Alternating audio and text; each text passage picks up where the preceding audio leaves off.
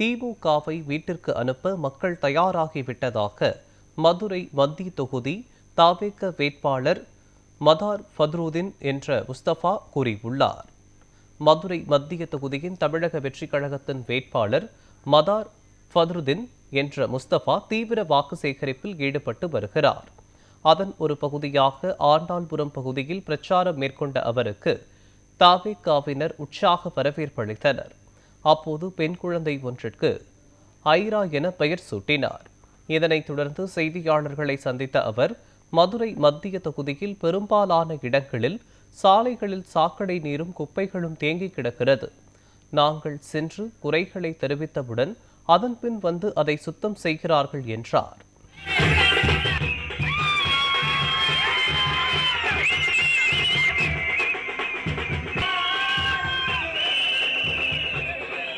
நேற்று நாங்கள் போனோம் பகலில், அங்கே பார்த்தீங்கன்னா ரோடு புறம் பாதாள சாக்கடை காவா தண்ணி.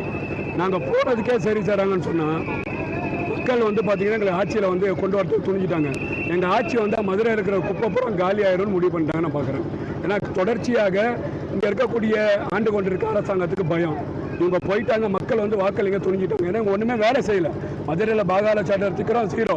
நீங்கள் பார்த்தீங்கன்னா தெரு சாலை போட்டதில் ஜீரோ, தெரு விளக்கு ஜீரோ, எல்லாமே ஜீரோவாக தான் வச்சார் இந்த அமைச்சர். அதெல்லாம் பார்க்கும்போது நாங்கள் போனால் மக்கள் எங்களுக்கு வாக்களிச்சு இவங்க கிளீன் பண்ணிட்டா உடனே ஓட்டு போட்டுருவாங்களா? இவ்வளோ நாள் எங்கே போனாங்க? இவ்வளோ நாள் பிடிஆர் அவர்கள் எங்கே போனாலும் மக்கள் கேட்பாங்களா இல்லையா? இவங்க என்னதான் கிளீன் பண்ணாலும் மக்களுக்கு தெரிஞ்சு போச்சு. வந்தாலே இவ்வளோ குப்பை காவா கிளீன் ஆகுது.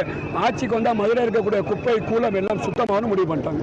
விஜய் அண்ணனோட வேட்பாளர் வந்துட்டார், விஜய் மாமாவோட வேட்பாளர் வந்துட்டார், விஜய் மகனோட வேட்பாளர் வந்துட்டார் அப்படின்னு மக்கள் பார்த்தீங்கன்னா வீட்டில் தன்னிச்சையாக வெளியில் தன்னோட அலைபேசியில் மொபைலில் வீடியோ எடுக்கிறாங்க, மாலை போடுறாங்க, பூவை போடுறாங்க, சாலையை போடுறாங்க. அதையும் தாண்டி நான் ஒரு இஸ்லாமியர் ஆளாத்தி எடுக்கிறாங்க.